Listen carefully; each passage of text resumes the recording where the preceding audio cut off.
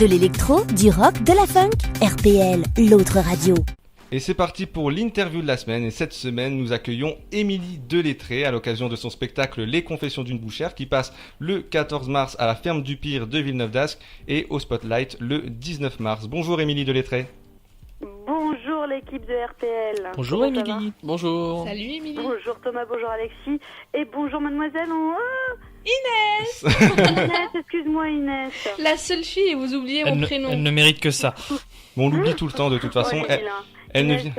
ils sont vilains. En même temps, c'est bien fait pour elle. Elle vient à aucune émission, donc là, pour une fois qu'elle est là, elle méritait bien ça. Alors, parlez-nous un petit peu de votre spectacle, Émilie Delettré, donc Les Confessions d'une bouchère. Alors, c'est un spectacle d'humour, voilà, c'est l'histoire de Jean Van Gutt, Jean de Van Gutt qui est de sexe féminin mais qui a un prénom masculin. Donc déjà, on sait qu'elle a pas de bol, la meuf. Personne n'avait... En fait, c'est un accident, cette fille, elle a jamais été désirée, ni par sa mère, ni par son père, ni par les amants de sa mère, voilà. Et elle a décidé d'être bouchère parce que sa vie était une boucherie. Elle est gentille, tout ça, elle dit oui à tout le monde, mais un jour, il y a un élément qui va perturber sa vie et elle va décider de se rebeller. Est-ce que c'est un peu autobiographique ce spectacle ? Absolument, je suis bouchère. Non, mais je veux dire, on met... Non, mais j'avais envie de parler de ce thème des fois on sait pas dire non aux gens et puis on se fait un peu bouffer et le tout c'est pas non plus d'être égoïste et il faut être altruiste en fait, mais tout en s'écoutant. C'est beau ce que je dis. Ouais, c'est vrai. Magnifique. Mais je dis ça parce que... Ça me donne envie de chanter du Adamo, tiens. Serge Lama.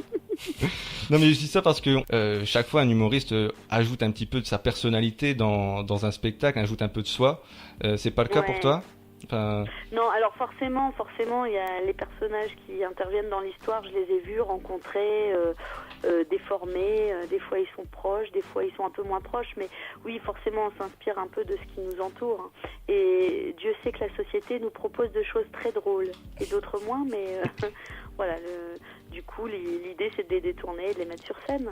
Alors tu fais aussi de l'impro avec Jérémy Crédéville, presque vu à la télé. Tu peux nous en parler aussi de ça ? Oui, absolument. Alors Jérémy Crédville et moi faisons donc cette émission improvisée. En réalité, on est des animateurs qui avons voulu faire de la télé. Mais évidemment, comme nous avons des physiques de radio, et vous savez ce que c'est, messieurs, dames. Ils savent très la bien. télé n'a pas voulu de nous et on s'est dit que c'était pas grave, on allait faire une émission en direct au Spotlight parce qu'après tout, la télé, c'est un meuble alors que le théâtre, c'est un art. Bravo. Bravo. Vive la beau, France. C'est joli. Hein. Ah, je me suis touchée avant d'écrire ça. D'ailleurs, ça, c'est la seule partie du spectacle qui est écrit parce que tout le reste est complètement inventé. En fait, on parodie des émissions télé, mais en demandant les thèmes aux gens et tout est inventé devant les yeux. Et il y a quoi comme parodie ?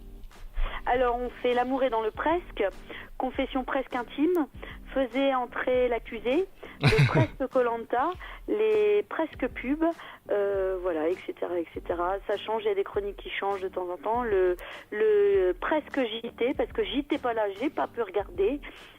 Voilà. Bon, tu t'es pas fait chier sur les noms, quoi. Il y a toujours presque dedans, quoi. Ouais, c'est bien. Ouais, non, mais moi, si tu veux, je fais du spectacle sans me faire chier, t'as bien compris. Ouais, c'est vrai.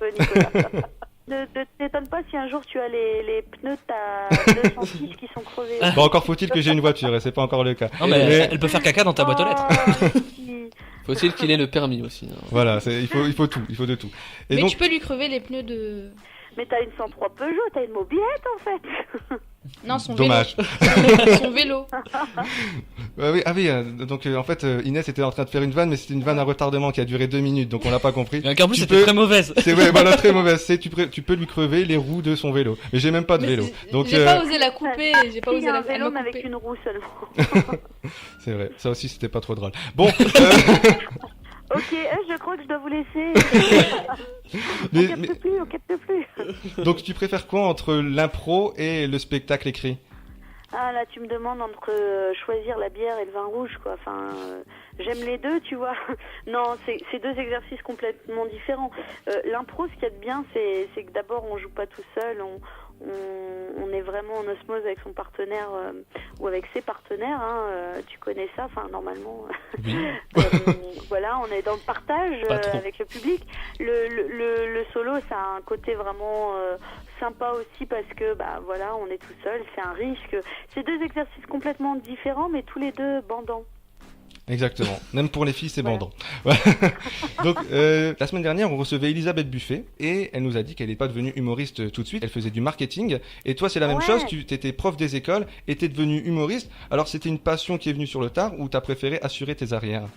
En fait, j'étais drôle malgré moi. Ah, Vous voyez ma gueule, on rigolait, je me suis dit mince, il y a peut-être quelque chose. c'est la même Non, chose avec mon frère. En réalité, je me suis mise à faire de l'impro, j'avais 20 ans. C'est-à-dire hier, n'est-ce pas? Et j'aimais vraiment Avant-hier. ça. Et parallèlement, j'avais toujours eu envie d'être comédienne. Donc parallèlement à mes études d'instit et à mon métier de professeur d'école, j'ai toujours fait de l'impro en ayant pour objectif un jour ou l'autre de pouvoir en devenir professionnelle. Donc voilà. Par contre, je pensais pas que ça allait se faire si vite et aussi bien, quoi. Ça m'est un peu, le spectacle en tout cas, le one, ça m'est un peu tombé dessus. L'impro, oui, j'avais vraiment envie d'en faire. Et le spectacle, ça a été l'histoire d'une rencontre, quoi. Il y a un metteur en scène qui m'a repéré et qui m'a proposé de me produire et de me mettre en scène.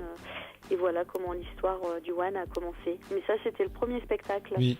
L'art indélicat de la voilà. féminité. Qui passe encore d'ailleurs, qui tourne encore.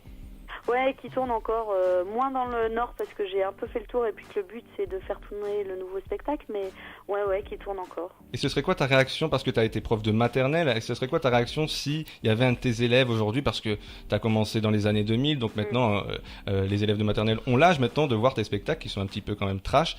Ce serait quoi ta réaction s'il y avait un élève qui regarderait ton spectacle? Je lui dirais, l'heure, qu'est-ce que tu fous là? T'es pas couché, sale gosse? Non, écoute, je t'avouerai que ça m'est déjà arrivé en fait. D'abord j'ai pris une claque parce que le gamin, je l'avais eu au tout début de ma carrière, donc ça faisait à peu près 10 ans, donc voilà.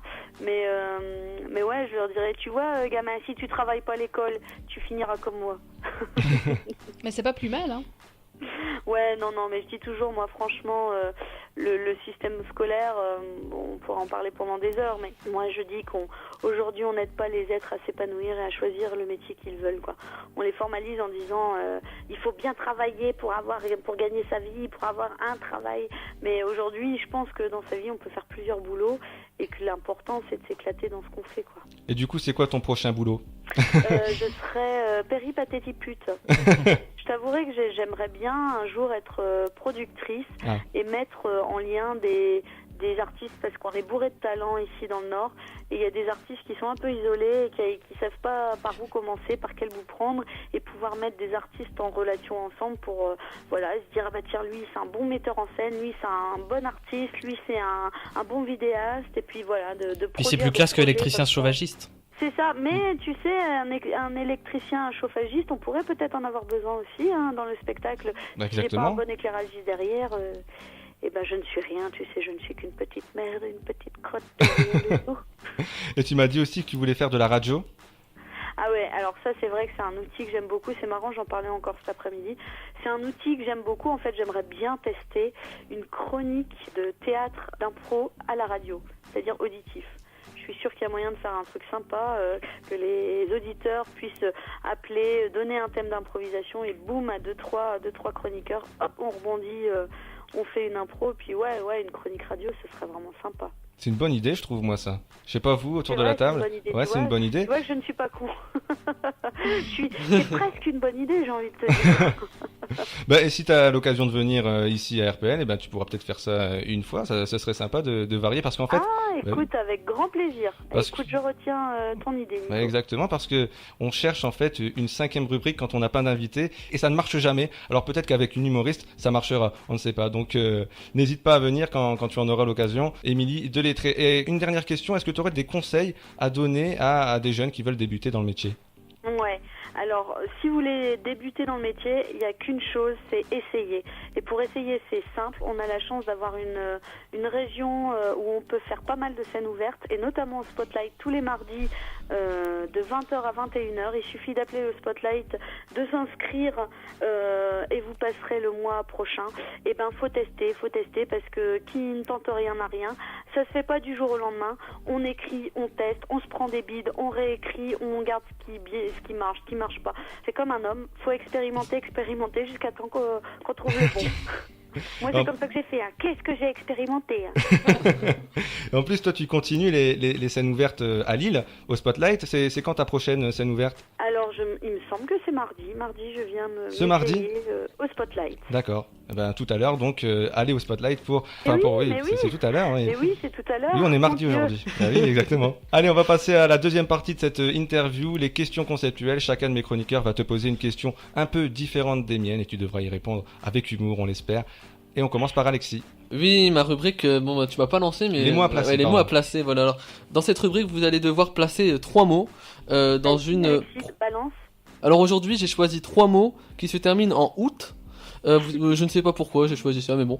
Alors vous allez devoir placer... mais c'est pas grave. Vous allez devoir placer les mots choucroute, Évidemment. croûte Croûte. et route. Tu t'es pas foulé, toi. Ouais, en fait, j'ai tout le temps enlevé des mots, en fait, pour faire... Des lettres. T'as pris le Des lettres, dictionnaire, ouais. puis t'as caché les lettres au fur et à mesure. Voilà, Exactement. exactement. Alors, moi, c'est très simple. Hein. Un jour, j'étais tout simplement en famille en train de manger une bonne choucroute. Et c'est à ce moment-là que j'ai eu l'idée de mon spectacle, Les Confessions d'une bouchère. Hein, parce que ce que j'aime dans le métier de la boucherie, c'est tout ce qui est viande, le pâté en croûte, tout ça. Et avoir les mains dans la viande, parce que je suis une gourmande, je me suis dit, tiens, le métier de la boucherie, c'est un métier déjà rigolo en soi. Et donc, j'avais vraiment envie d'écrire ce métier-là. Mais évidemment, il faut ce spectacle-là, évidemment, pour l'écrire, il faut être patient. Donc, j'ai commencé par énumérer les différents personnages qui pourraient rentrer. Hein. C'est tout un chemin, c'est toute une route, j'ai envie de dire, oui, pour pas écrire tous ces personnages. Et puis, au fur et à mesure, j'ai mis un lien entre eux et tout s'est centralisé sur ce personnage de Jean Van Gutt qui est la bouchère. Donc, on voit sa concierge, on voit aussi sa mère qui adore d'ailleurs les croûtes de porc. Hein, elle fait pas mal. de tout ce qui est cuir. Donc, qui est-ce qu'on voit encore une instite qui est pas mal, mais qui sent un peu un truc de l'Alsace. Là, comment ça s'appelle ce plat? Mince, c'est le maroult. Non, le maroult. La choucroute, c'est ça. Et puis, enfin voilà, tous les personnages et voilà comment j'ai écrit ce spectacle. Merci, c'était la promo la plus longue du monde, mais mais c'était sympa quand même. Merci Émilie Delettré. On va continuer cette partie de questions conceptuelles avec Inès et sa question qui pique. Elle pique pas trop, mais bon, j'ai essayé de la remodifier parce que vous avez un peu répondu tout à l'heure. Donc on va pas annoncer votre âge, hein, mais comment avez-vous fait votre place en fait dans le métier face à des jeunes humoristes comme Kev Adams, etc. J'ai couché. Je le savais. J'ai couché avec des producteurs véreux, moches, gros que personne ne voulait. Bah comme Inès. Non mais en fait, on va dire que moi, quand je suis arrivée dans l'humour ici dans le Nord, j'étais une des seules filles. Et c'est vrai que même en France, on a la chance d'avoir beaucoup moins de filles que de garçons. Donc quand on est une fille, et comme moi, quand on est bonne, dans l'humour, on arrive assez facilement à faire sa place. Après, il faut savoir se remettre en question et pas se reposer sur ses acquis, quoi. Et puis effectivement, de temps en temps, coucher pour qu'on puisse parler de nous. Moi, je retiens que ça. Hein. Mais il faut passer sous la table. Mais c'est pas une légende hein, de coucher. Hein. Il y en a qui couchent vraiment pour réussir. J'aurais bien aimé, mais en fait, il n'y a personne qui a voulu coucher avec moi. Moi, je veux bien. Non, je rigole. T'es vraiment en manque, toi. Et on termine donc avec Thomas et sa question philosophique. Oh là.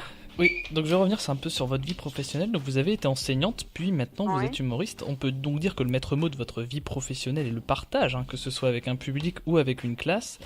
Or, Madame de Genlis, dans Les Mères Rivales, disait « On ne jouit bien que de ce qu'on partage ».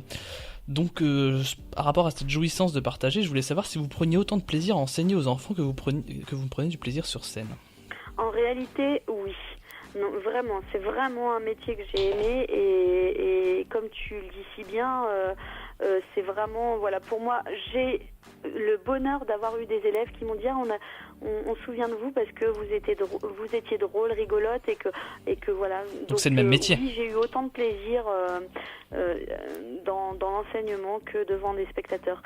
Après, la jouissance n'est pas la même, mais voilà, d'avoir pu avoir des retours de mes anciens élèves, voilà, notamment un élève qui me dit je fais du théâtre, c'est grâce à vous, je me dis voilà, ma mission est gagnée. Ouais. Mais t'as pas un prénom de prof de maternelle? Moi, mes profs de maternelle s'appelaient Monique, Béatrice, et toi tu t'appelles Émilie. C'est pas du tout la même chose. C'est vrai, c'est pour ça que je suis partie. On m'a dit non, t'as un prénom trop joli, t'aurais pu t'appeler Geneviève ou Guylaine. C'est vrai, en plus toi, tu vas pas faire long feu dans la carrière. Hein. Oui, j'ai aussi une prof qui s'appelait Geneviève, c'est vrai. Et avant de terminer donc cette interview, on va te poser une petite question. Est-ce que tu as des projets pour les semaines qui viennent? Est-ce que tu as un nouveau spectacle en préparation? Oui. Alors là, je suis en préparation d'un spectacle qui s'appelle Échangeons de sexe avec Michael Louchard, qui est un comédien aussi de la région. C'est une comédie.